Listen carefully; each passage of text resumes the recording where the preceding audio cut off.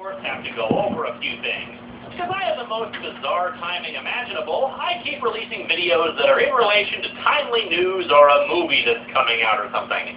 In this case, it's the fact that there is an event going on in the Ultimate Universe wherein the Peter Parker Spider-Man is dying and he will be replaced by someone else. The catch is that since this is the Ultimate Universe, it's very likely that this change is legitimate and possibly even permanent. The downside is that I don't really care. As I said in the Ultimate 3 review, I don't care about the Ultimate Universe. I've read some of it, and yeah, there are some quality stories, but nothing that made me want to keep reading. But the thing is, since I've read so many horrible event comics from stuff I do care about, I do relate and empathize with those who love the Ultimate Universe and the characters that were tossed aside in this crap. But hey, as someone who doesn't care about the Ultimate Universe, this should mean that Marvel should release a quality event. They need to convince me as a non-fan to get interested in this universe. After all, the best kind of event comics are the ones that, even though you've never read about the characters before, it makes you want to learn more about them. Then again, this is the event book that people keep telling me is the Marvel equivalent to Countdown. So this is probably not going to be any fun. This is a follow-up to Ultimate 3, which I reviewed over a year ago. You might want to check those again to refresh your memory on the events that transpired, so I'll give you a quick summation.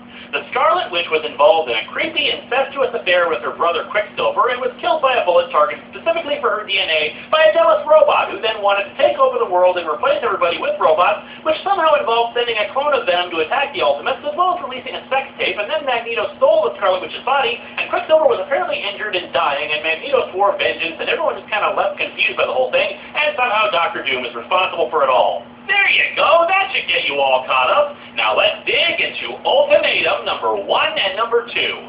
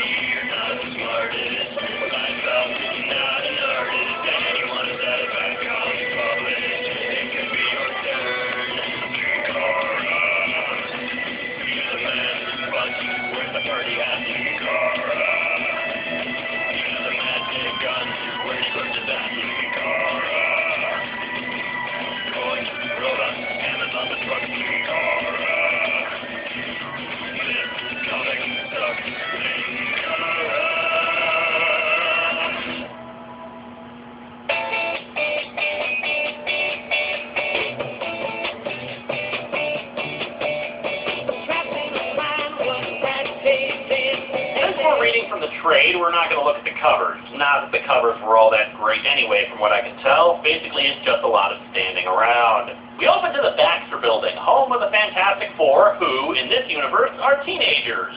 At least according to the caption box. As such, it's kind of head-tilting, because when we cut inside the Baxter Building, Reed Richards is getting ready to propose to Sue. I don't know, maybe they're 19, but it still seems kind of weird to call them teenagers if he's proposing to her. We see the Thing lifting weights and the Human Torch talking with his father in the kitchen. How many times are we going to have this conversation, Dad? As many times as it takes to get you off your dump and make something out of your life. He's the freaking Human Torch! What, is that not good enough for you, jackass? Meanwhile, at Tony Stark's mansion, our favorite booze-guzzling hero is talking with Captain America.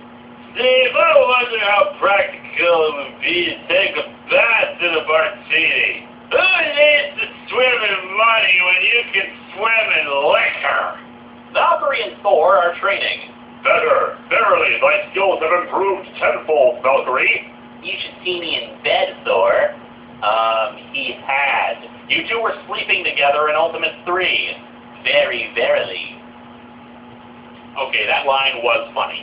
Down in the basement, Hank Pym is trying on the Yellow Jacket costume that his robot duplicate was sporting in Ultimate 3, thinking the technology in it is worth utilizing.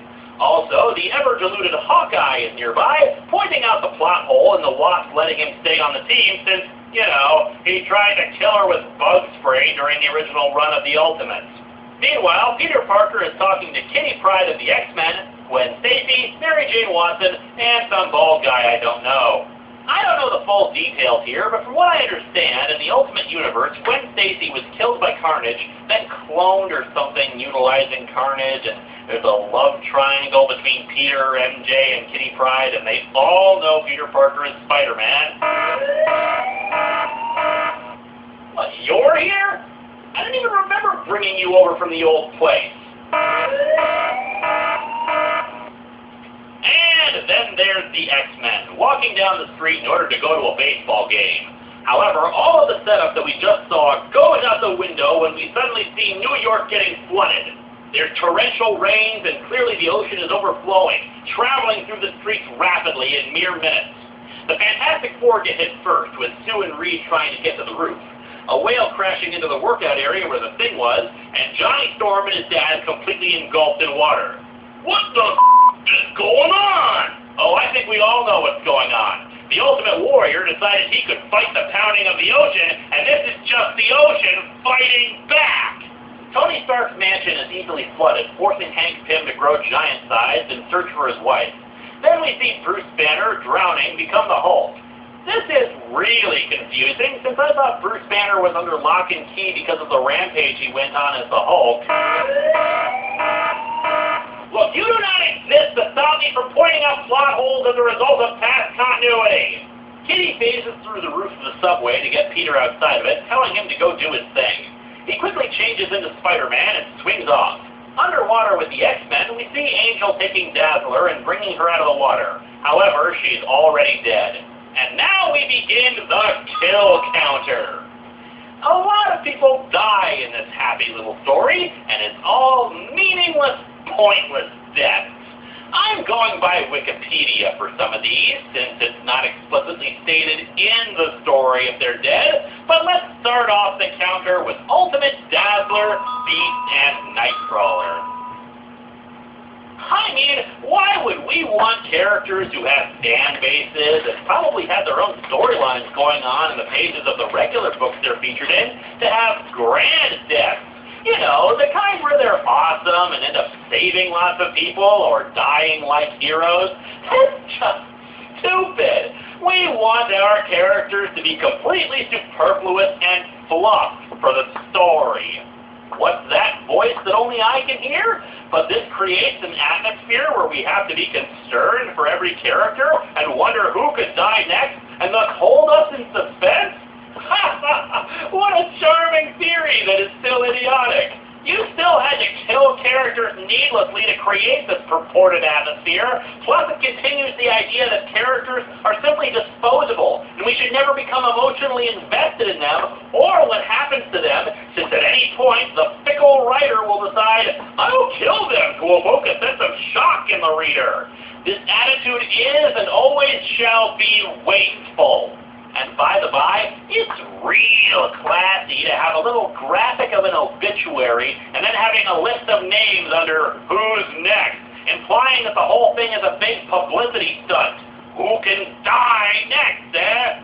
Anyway, Iron Man saves Captain America from drowning, and they can't tell where Thor, Hawkeye, and Wasp are.